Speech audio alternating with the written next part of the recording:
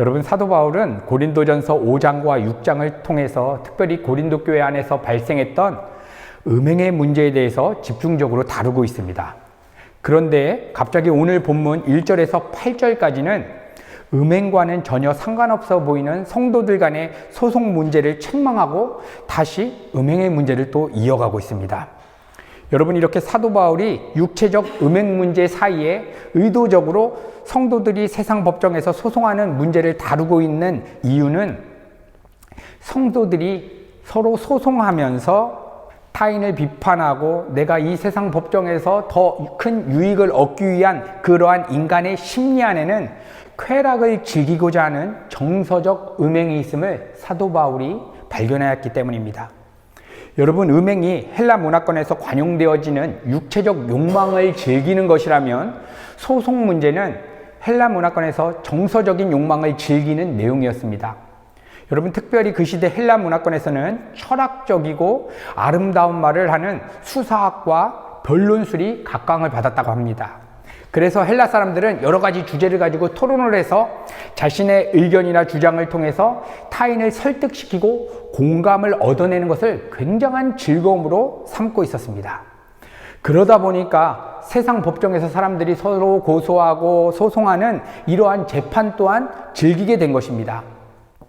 여러분, 이렇게 고린도 교회가 이러한 헬라 철학의 문화에 영향을 받게 되자 교회 안에서 성도들 간에 어떠한 다툼이 발생했는데 이것을 성도들 안에서, 교회 안에서 하나님의 말씀을 통해서 해결하려고 하는 것이 아니라 이 다툼의 문제를 가지고 세상 법정으로 가서 판단받기를 원했던 것입니다.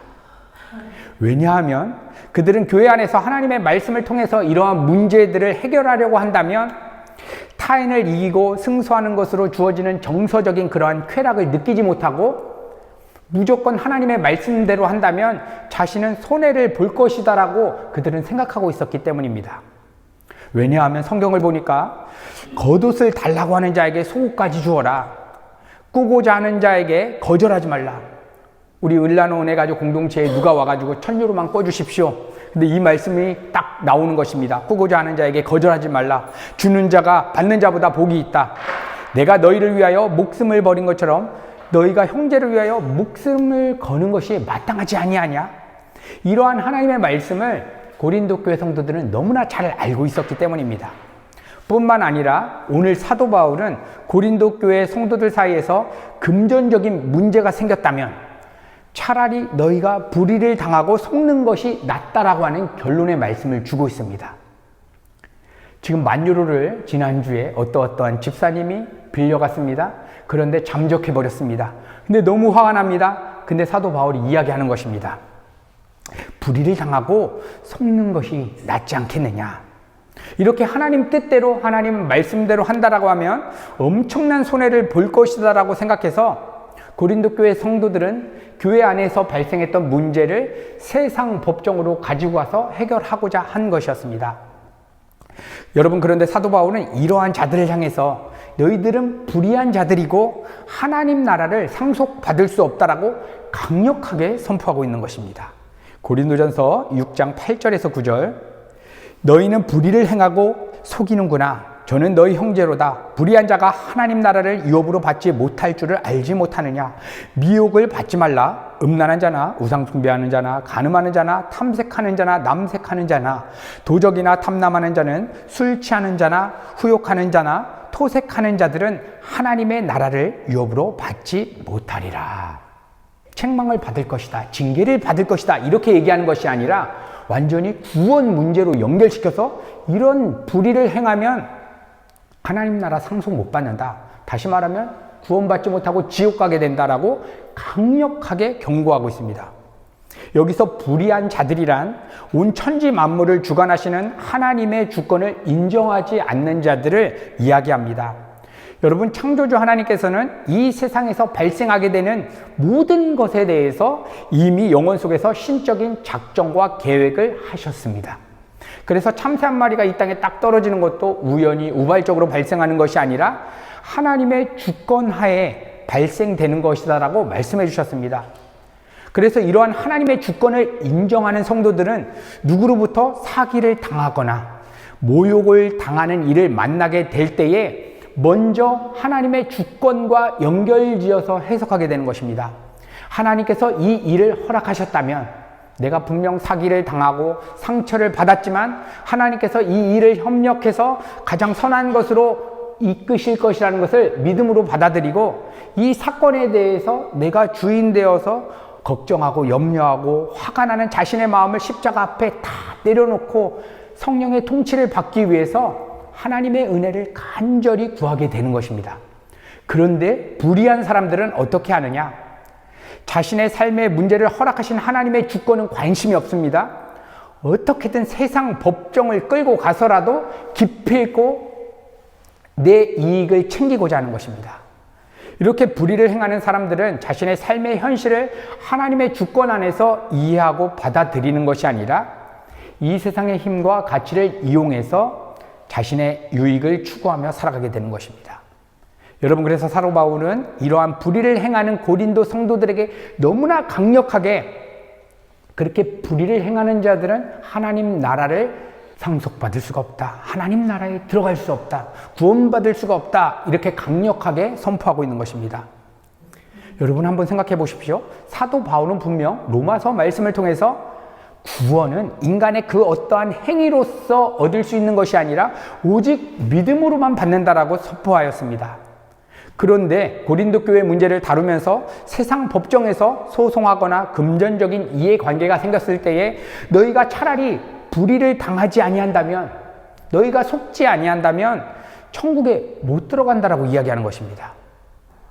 여러분, 이러한 말씀은 사도 바울의 메시지뿐만 아니라 사도 요한도 이렇게 말씀해 주셨습니다. 요한일서 3장 15절, 형제를 미워하는 사람은 누구나 살인자입니다. 살인자에게 영원한 생명이 없다는 것을 여러분도 알고 있는 일입니다. 여러분, 형제를 미워한다는 것은 어떠한 행동을 하기 이전의 마음의 상태 아닙니까? 그리고 이 땅에 태어나서 타인들을 한 번도 미워하는 마음을 갖지 않은 사람이 어디 있겠습니까? 그런데 이러한 마음의 상태가 살인이고 이러한 마음의 상태가 영생이 없는 상태, 즉 지옥으로 떨어지는 사람의 모습이다라고 이야기해 주는 것입니다. 여러분, 이 요한 1서의 말씀의 기준으로 따진다면 누가 구원을 받고 하나님 나라에 들어가겠습니까? 여러분, 그래서 이러한 말씀을 우리가 받아들일 때 많은 사람들은 그냥 넘기거나 아니면 어떠한 또한 의미가 있겠지 하고 그냥 덮어두기도 합니다. 그러나 이러한 말씀들은 우리 성도의 신앙 자체를 본질적이고 근원적으로 돌아보게 하는 말씀이기 때문에 우리가 바르게 정리하고 이해해야만 합니다. 여러분, 이 말씀은 형제를 미워하고 불의한 삶을 살아가면 구원받지 못한다는 말씀이 아닙니다. 이것은 구원받은 성도의 삶의 방향성과 성도에게 주어진 믿음의 본질을 말해주고 있는 것입니다. 여러분, 우리가 예수님을 우리의 주인으로 믿고 거듭나게 될 때에 영적으로 두 가지가 전가되게 됩니다. 먼저는 우리 안에 있는 죄가 예수 그리스도께 다 전가가 됩니다. 그리고 예수님의 그 온전한 의로움이 우리에게 전가되어집니다.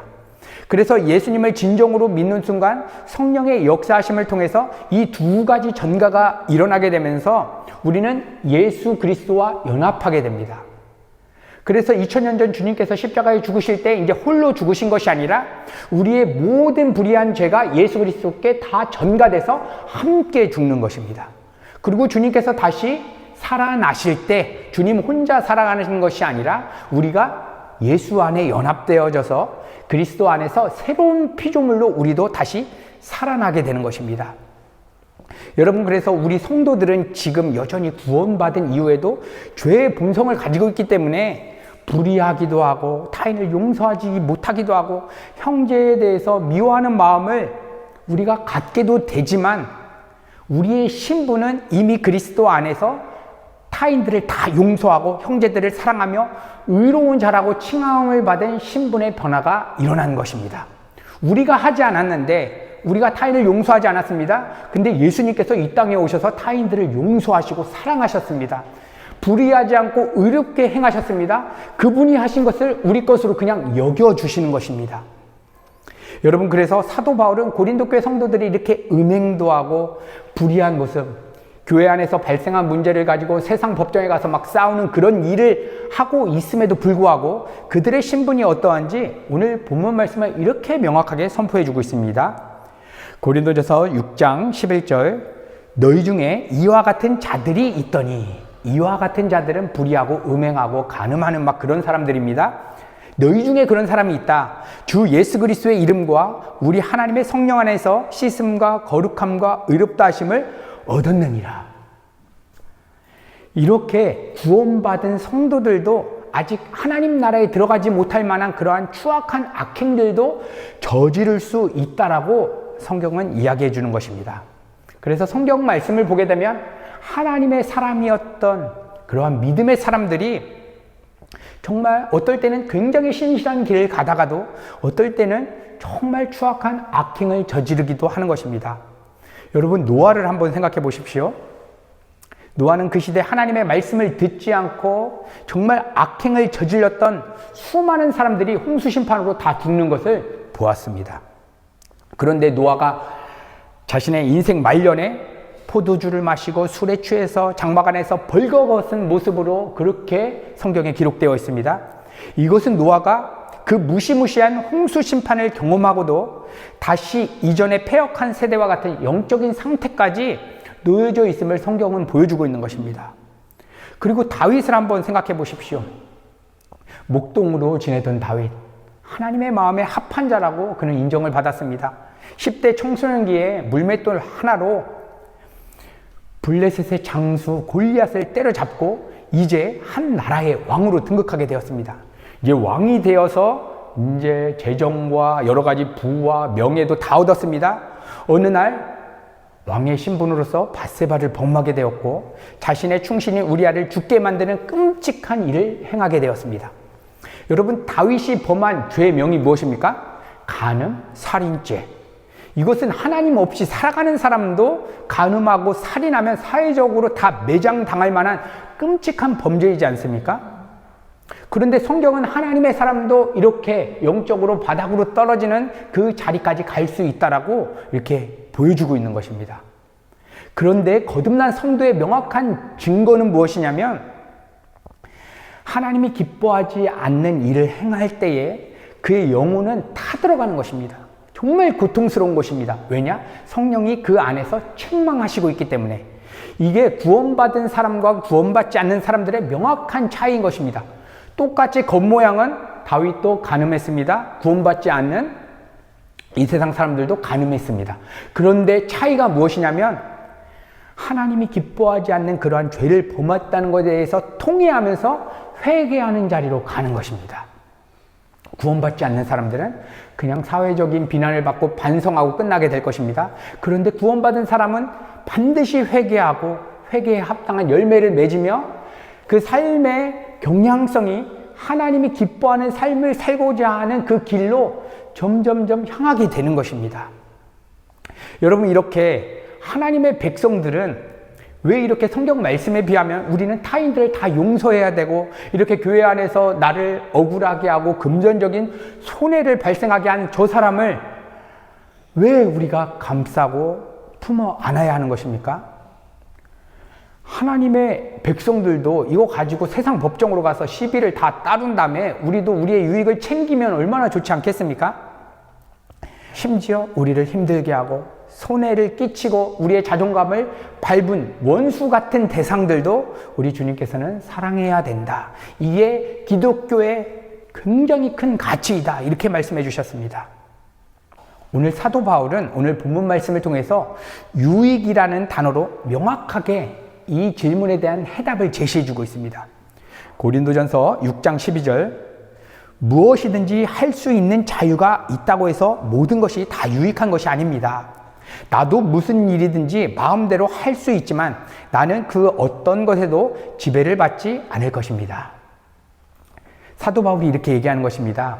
무엇이든지 다 할 수 있는 자유가 있다고 하더라도 나는 나에게 정말 진정으로 유익이 되는 것을 할 것이다. 이렇게 이야기하는 것입니다.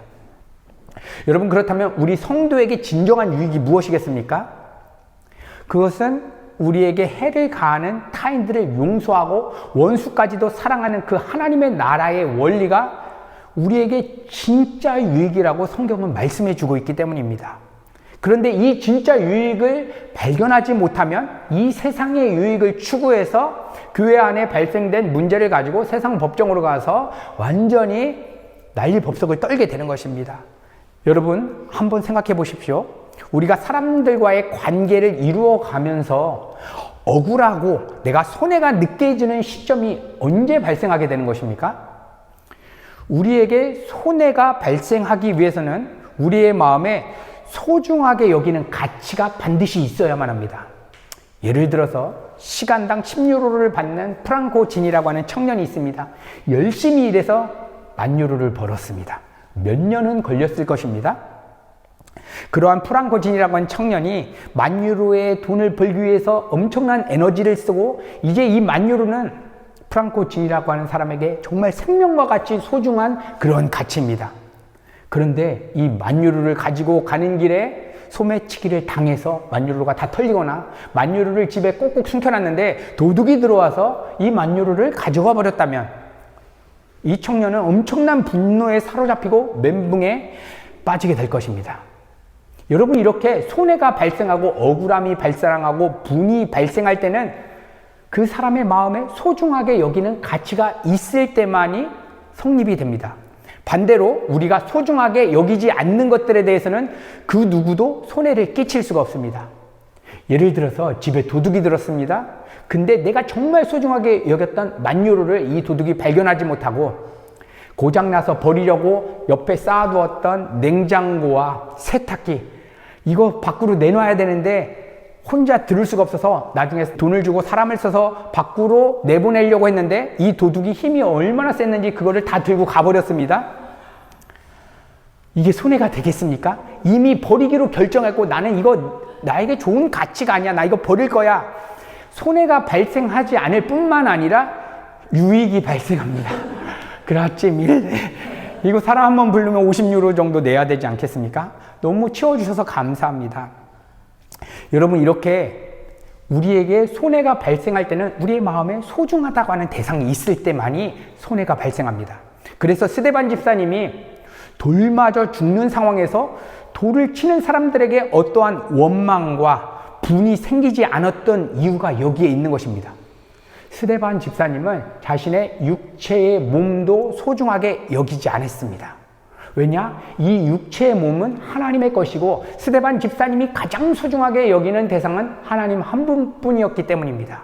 그래서 이 몸이 하나님의 것이니까 하나님이 돌 맞아서 죽는 상황을 하나님의 주권 가운데 허락하신다면 손해라고 여겨지지가 않는 것입니다. 어차피 육체가 죽어도 하나님의 것이니까. 이렇게 스데반 집사님이 하나님 한 분만을 가장 소중한 대상으로 여기니까 육체까지도 소중하게 안 여겨지게 되면서 그에게 진정한 유익이 주어졌는데 어떠한 유익이냐면 여러분 이 세상 사람들이 가장 벌벌 떨만한 상황이 무엇이냐면 죽음입니다. 죽음. 우리가 코로나 시간 때 왜 이렇게 사람들이 걱정하고 염려했습니까? 걸려서 죽을까봐. 근데 왜 지금은 마스크 다 벗고 이제 코로나가 많이 있음에도 불구하고 우리가 이렇게 담대히 가게 되냐면 이제 우리를 죽음으로 끌고 가는 바이러스가 아니라고 믿기 때문이지 않습니까? 그런데 이 죽음이라고 하는 상황에 스데반 집사님이 하나님과 동행하면서 하나님의 영광을 보는 그 진정한 유익, 세상이 감당할 수 없는 그 믿음이 여러분 우리 성도에게 진정한 유익인 것입니다.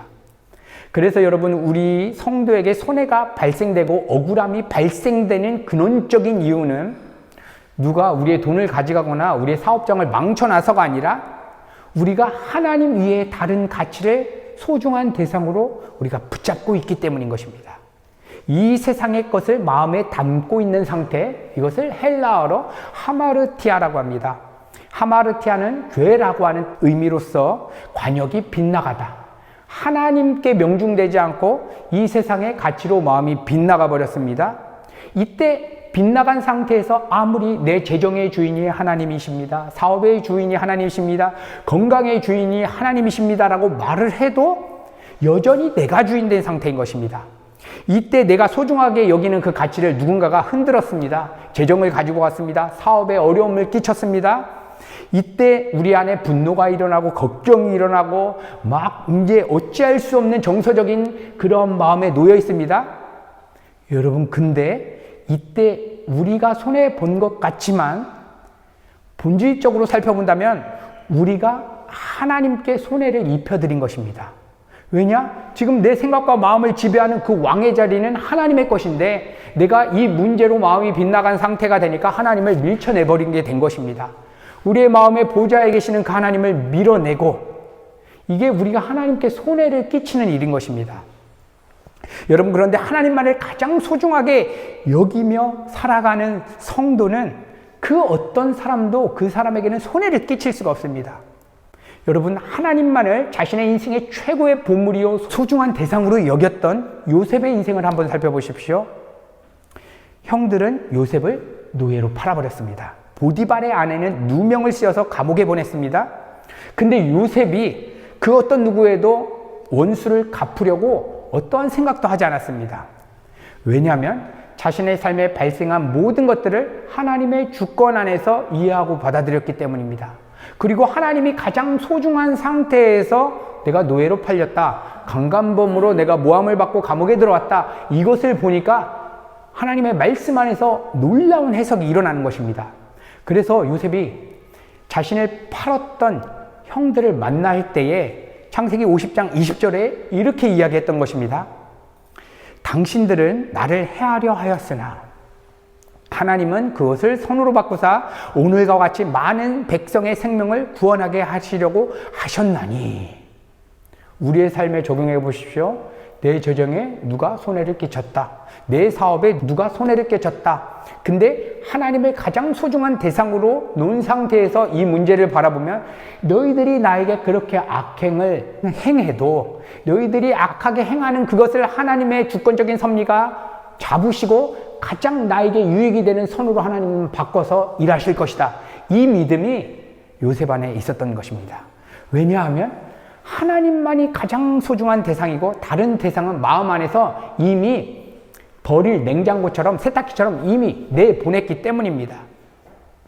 여러분, 이렇게 하나님만을 가장 소중한 대상으로 우리가 모시고 하나님의 영광 가운데 우리가 거하게 될 때에 이때 우리의 삶 가운데서 나타나는 그리스도의 향기는 타인들을 용서하게 되는 것입니다. 정말 내 자존심을 밟았던 사람을 이제 원수로 보이는 것이 아니라 긍휼의 대상으로 보이게 되고 기도하는 기도의 제목이 되는 것입니다. 여러분, 우리가 하나님 위에 소중하게 여기는 대상들을 가지고 있는 동안에는 우리는 항상 방어를 해야만 합니다. 왜냐하면 우리에게 상처를 주고 손해를 끼치는 사람은 언제든지 존재하고 있기 때문입니다. 여러분, 생각해 보십시오. 요셉이 안정되고 평안한 그러한 삶을 소중한 대상으로 가지고 있었다면 자신을 노예로 팔아버린 형들과 강간법으로 거짓 고발한 보디발의 아내는 요셉의 인생을 완전히 망쳐버린 그런 원수들입니다. 그런데 요셉이 하나님 한 분이 가장 소중한 상태에서 이 일을 직면하니까 요셉의 형들도 보디발의 아내도 요셉에게 손해를 끼칠 수가 없는 것입니다. 오히려 그들은 악행을 가했는데 하나님이 어떻게 하셨습니까? 총리 자리에 세우셔서 구원의 대역사를 이루는 통로로 요셉을 사용하신 것입니다. 여러분, 이렇게 하나님을 가장 소중한 대상으로 볼 때에 여태까지 우리가 원수로 여겼던 그 대상이 이제는 긍휼의 대상이요 하나님의 은혜를 받아야 되는 그러한 대상으로 보여지게 되는 것입니다. 여러분, 그래서 오늘 이 기도회 가운데 우리의 마음을 한번 살펴보시면서 내가 하나님보다 더 의지하고 안정감으로 갖고 있고 소중하게 여기는 그러한 대상은 무엇인가? 하나님, 깨닫게 해주세요. 그게 정말 하나님께서 깨닫게 하셔서 그게 만약에 재정이라면, 그게 만약에 사업이라면 하나님, 이거 내려놓을 수 있는 은혜를 부어주시옵소서. 우리가 이렇게 기도하게 될 때에 그 어떤 누가 우리의 삶에 악행을 가한다 하더라도 그거 하나님께서 반드시 가장 아름답고 선한 것으로 다 이루어 주실 것임을 우리가 믿게 되는 것입니다. 믿음의 조상 아브라함이 언제 하나님께 의롭다 칭찬을 받았습니까? 창세기 22장 12절을 보니까 이렇게 이야기합니다. 내가 내 아들 내 독자까지도 아끼지 아니하였으니 내가 이제야 내 하나님을 경외하는 줄을 아노라. 아브라함에게 이삭이라고 하는 대상은 자신의 삶의 이유이며 자신의 삶의 목적입니다. 100세여든 정말 소중한 그 자녀.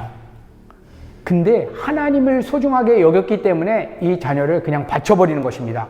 아브라함이 부모로서 도리를 다하지 않고 그냥 내팽개친 것이 아닙니다. 하나님을 소중한 대상으로 여겼기 때문에 자녀를 아까워하지 않는 것입니다.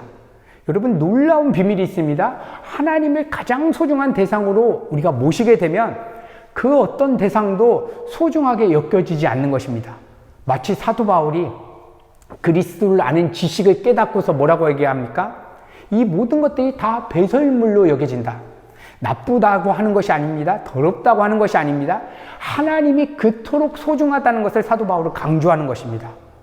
여러분, 이렇게 하나님을 우리가 사랑하고 하나님만을 소중한 대상으로 여기기 위해서는 우리의 마음을 살펴보면서 내 마음의 걱정, 근심, 염려, 기쁨, 이것이 왜 발생하는지, 이 원인이 무엇인지를 우리가 추적해서 들어가면서 우리의 마음을 살펴보는 것입니다. 내가 왜 이렇게 스트레스를 받고 있는 것인가?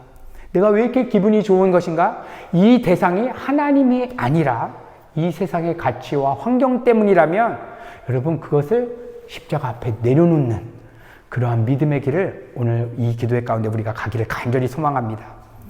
여러분, 그래서 우리 성도들이 억울한 일을 당하게 되고 누군가로부터 엄청난 피해를 입게 될 때에 이거 하나 먼저 기억하는 것입니다. 하나님, 내가 이 시간 간절히 기도합니다. 누군가 나를 모함했습니다. 정말 내 자존심을 상하게 해서 이거 내가 어떻게 잠이 안 오고 이거 어찌할 줄 모르겠습니다. 하나님, 그러나 하나님 한 분만이 내 마음에 가장 소중한 대상이 되어서 이 사람이 어떠한 악행을 가할지라도 내 마음에 어떠한 영향도 받지 않을 정도로 하나님이 가장 큰 대상, 가장 소중한 대상으로 느껴질 수 있도록 하나님 도와주세요. 여러분, 이렇게 성령님께 기도하기 시작할 때에 이 문제, 실질적인 우리가 풀어야 되는 이 문제를 성령께서 장악하셔서 가장 아름답고 선한 길로 인도해 주시는 것입니다. 여러분, 이러한 은혜가 우리 밀라노 은혜가족 공동체의 모든 삶의 영역 가운데 누려지게 되기를 간절히 소망합니다.